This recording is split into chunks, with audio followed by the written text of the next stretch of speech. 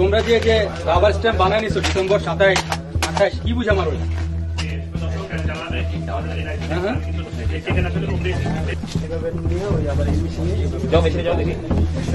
আমরা মোটা দাগে বলতে পারি যে এই ধরনের জিনিসপত্র ব্যবহার করা বিপজ্জনক এবং এই ধরনের জিনিস আমাদের প্রজন্মের পর প্রজন্মকে ধ্বংস করে দেবে।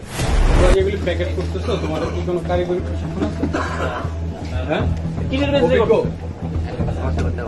করতে করতে কারিগরি কোনো প্রশিক্ষণ নেই, এদের না আছে লাইসেন্স, না আছে পারমিশন, না আছে কিছু কোনো ল্যাব।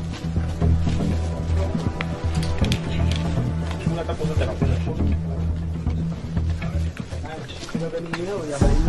যাও বেশি যাও দেখি।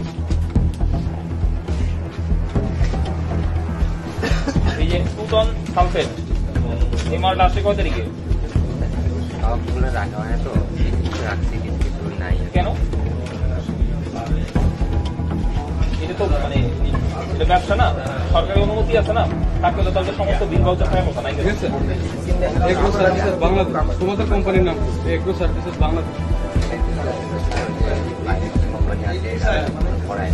আরে বেটা তুমি তোমার কোম্পানিতে প্যাকিং করতেছো, তোমার কোম্পানির নাম কই? তোমার যদি সার্টিফিকেট থাকে সবই থাকে, তোমার কোম্পানির নাম নেই কেন? এই এগ্রো সার্ভিসেস বাংলাদেশ আরেকজনের। এটা ড্যামরার সারুলিয়ার একটি জায়গা। আমরা এখানে আসছে একটি গোপন সংবাদের ভিত্তিতে এখানে একটি অভিযান পরিচালনা করি। মূলত এটা একটি সারের কারখানা যেটা অবৈধভাবে প্রস্তুতকৃত এবং এখানে বাজারজাতকরণ করা হচ্ছে। আপনারা অলরেডি দেখেছেন, আমরা অলরেডি জিনিসটা আপনাদেরকে আইডেন্টিফাই করে দেখেছি যে এখানে বিভিন্ন মোড়কে বিভিন্ন ধরনের সার চীন থেকে আমদানি করা হয়, বাজারজাত করা হয়, প্রস্তুত করা হয়। এই নাম দিয়ে অন গ্রাউন্ডে এখানে এই বিষ এবং এই কারখানায় এই সারগুলো তৈরি করা হচ্ছে, যেগুলা কোনো সদুত্তর কিংবা কোনো কাগজ কিংবা কোনো অনুমতি কোনো কিছুই এই কারখানায় যে বিদ্যমান ম্যানেজার এবং সেই সাথে সংশ্লিষ্ট যারা কর্মচারী আছে তারা দেখাতে পারেন।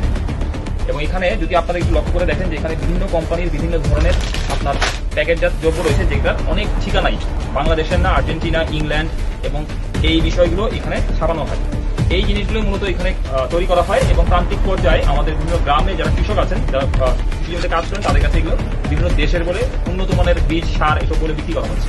ফলশ্রুতিতে যে কাজটা হচ্ছে জমির গুণগত মান কমে যাচ্ছে এবং এই জমিতে যে উৎপাদিত যে ফসল, এই ফসল অনেকটা বিষক্রিয়া সৃষ্টি হচ্ছে, যা সাধারণ মানুষকে অনেক রোগ থেকে আক্রান্ত করছে। ওভারঅল যদি আমি বলি তাহলে আমাদের মোটা দাগে বলতে পারি যে এই ধরনের জিনিসপত্র ব্যবহার করা বিপজ্জনক এবং এই ধরনের জিনিস আমাদের প্রজন্মের পর প্রজন্মকে ধ্বংস করে দেবে।